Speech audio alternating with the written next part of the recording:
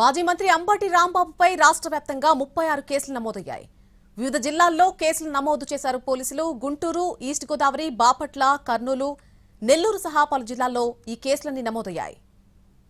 Credi Hyderabad Property Show 6th, 7th, 8th February. Venue Hightex City. మాజీ మంత్రి అంబటి రాంబాబుపై రాష్ట్ర వ్యాప్తంగా ఇప్పటివరకు మొత్తంగా 36 కేసులు నమోదైనట్టుగా తెలుస్తోంది. అన్ని జిల్లాల్లో కేసుల నమోదు ప్రక్రియ చూస్తే మొత్తంగా కేసులన్నీ కలిపి 36గా తేలింది. గుంటూరు, ఈస్ట్ గోదావరి, బాపట్ల, కర్నూలు, నెల్లూరు సహా ఇంకా పలు జిల్లాల్లో కేసులు నమోదు చేశారు పోలీసులు. ప్రస్తుతం రాజకీయ వర్గాల్లో అంబటి రాంబాబు కేసులకు సంబంధించి హాట్ టాపిక్ గా మారింది.